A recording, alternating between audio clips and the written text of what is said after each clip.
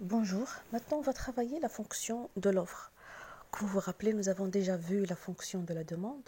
On a dit que la fonction de la demande, elle va relier entre le prix d'un bien demandé et la quantité d'un bien demandé.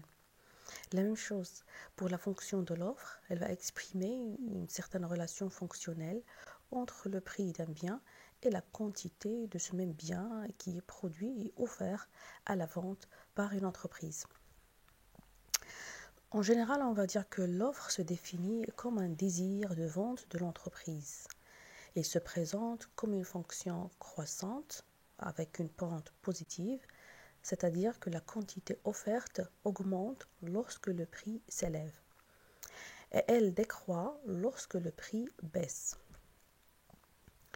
Alors vous pouvez le voir sur le graphique, donc l'allure de la courbe de la fonction de l'offre.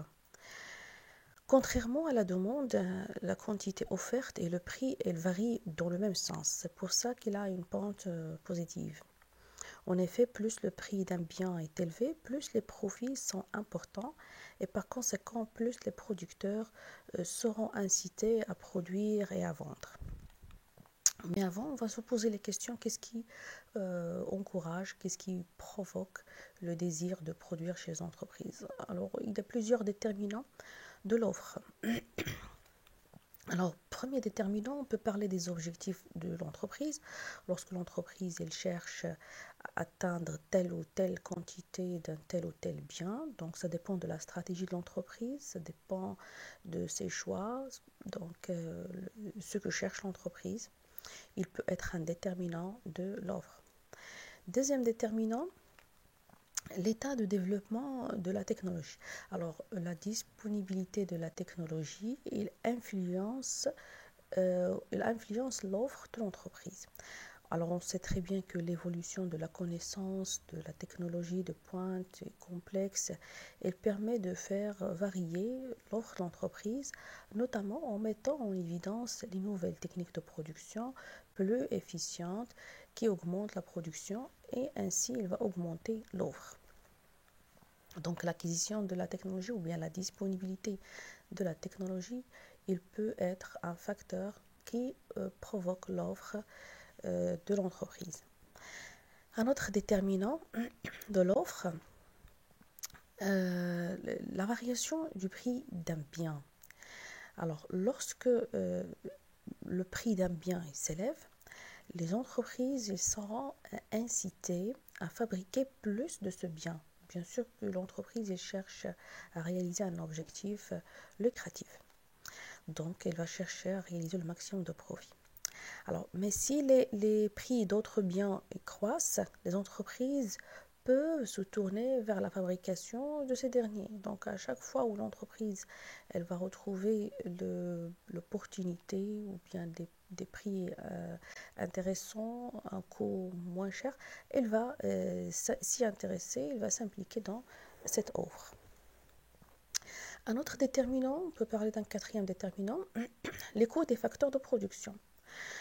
Alors, la modification du prix d'un facteur de production, il va entraîner un changement, bien évidemment, dans la rentabilité de l'entreprise relative des différentes catégories de produits. Donc, chaque fois le prix d'un des facteurs de production, il change, il peut provoquer chez l'entreprise un autre désir pour produire plus, ou bien pour changer la formule de la production, ou bien pour améliorer sa version, mais tout ça, comme j'ai dit, dans l'objectif de l'amélioration de la rentabilité de l'entreprise.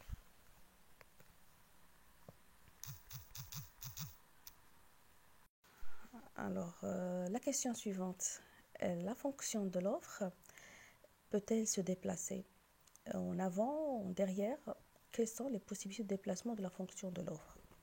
Alors, il y a deux types de déplacements. Un déplacement tout au long de la courbe de l'offre et un déplacement de toute la courbe, soit en s'éloignant de l'axe, soit en se rapprochant vers le haut.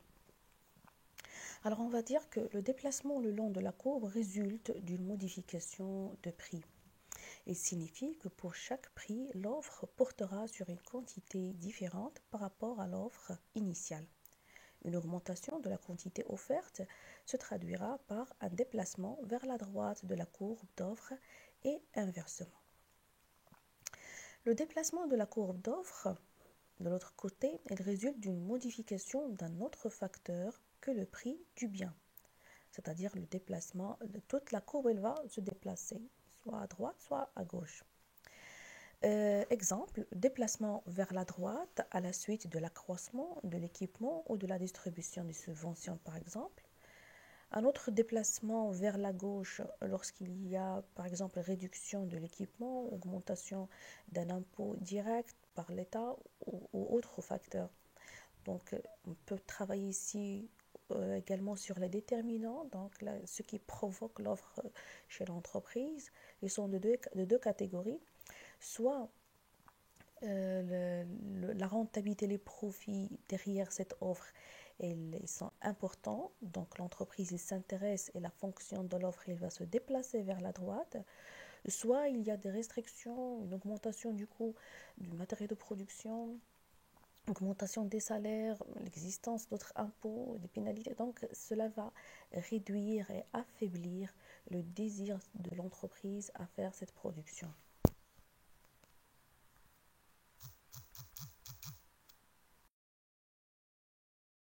Bien évidemment, lorsqu'on a étudié l'offre, on doit étudier l'élasticité de cette offre-là. Alors, par définition, on va dire que l'élasticité de l'offre mesure le degré de réaction de la quantité offerte d'un bien à la variation relative du prix de ce bien. Alors, il s'écrit mathématiquement, si vous voulez, c'est le pourcentage de la variation de la quantité offerte sur le pourcentage de la variation du prix. Et nous savons très bien que ces deux éléments-là, ils sont reliés, ils sont déjà exprimés par la fonction de l'offre. Alors, on va écrire la variation de Q fois P sur la variation de P fois Q. Lorsque la variation de Q tend vers 0, alors cette élasticité, il va s'écrire différentiel de Q sur différentiel de P multiplié par P sur Q. Or, cette différentielle est la dérivée de la fonction de l'offre en un point quelconque. Alors, on va dire que la courbe d'offre ayant une pente positive, cela signifie que le prix et la quantité varient dans le même sens. Et donc, cette élasticité offre, elle va être supérieure à 0. La courbe d'offre sera élastique si l'élasticité est supérieure à 1. Elle va être inélastique si l'élasticité offre est inférieure à 1 et ayant une élasticité unitaire, bien évidemment, si cette élasticité est égale à 1. Alors, dans les graphiques suivants, on peut voir les différentes courbes d'offre en fonction des élasticités. Prenons le premier. Par exemple, l'élasticité est égale à l'infini. La fonction de l'offre ici se présente sous forme d'une droite horizontale. On va dire que cette offre, il est très élastique, il est complètement élastique. Donc, elle réagit bien avec la quantité produite, elle réagit bien, quel que soit le niveau de prix. Alors, pour le deuxième graphique, l'élasticité est égale à 0, elle est nulle.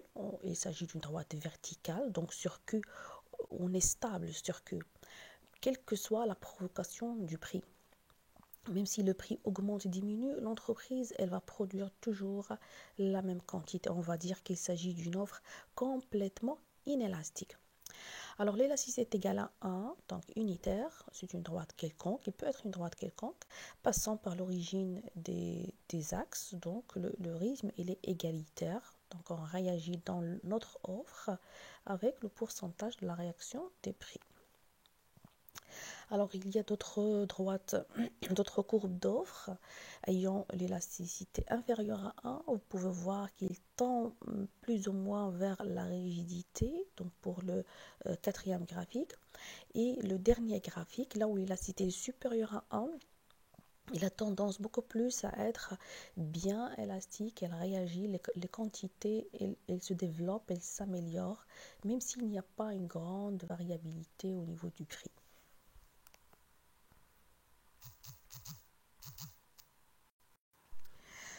Finalement, il est intéressant de parler du surplus du producteur, puisque ce producteur-là, il cherche à réaliser un gain, un bénéfice. Donc, il y a une certaine marge que ce producteur-là peut retirer, non pas grâce à sa maîtrise des coûts ou bien à son excellence dans la production ou quelque chose comme ça, mais ça provient du marché. Comment ça provient du marché? Ça provient de la disponibilité ou bien de la capacité, la disposition d'un prix dégagé par le marché. C'est lui qui définit la valeur de son bien, de cette offre. Alors on va expliquer. Il y a une situation où le producteur, elle va réaliser une offre qui va la vendre avec 60 dirhams par exemple. C'est-à-dire les 60 dirhams, ils vont réaliser, ils vont couvrir les coûts, l'ensemble des charges, et ils vont couvrir également la marge bénéficiaire pour le producteur. Mais ce qui arrive, c'est que ce producteur-là, une fois lancé son bien sur le marché, il a constaté que son bien, il coûte 70. C'est-à-dire que le marché, il est prédisposé à payer 70 pour ce bien-là. Donc, puisque les 60 ils sont suffisants pour le producteur, et le marché propose 70, tout le décalage qui existe entre 70 et 60, c'est un surplus du producteur. C'est un bénéfice supérieur pour le producteur. Alors c'est une situation avantageuse comme il y a une autre situation désavantageuse lorsque le prix proposé par le marché est inférieur à 60 qui réalise pour le producteur déjà les objectifs. Donc soit il va toucher à sa marge, soit il va se retrouver dans une situation où il ne couvre pas ses charges.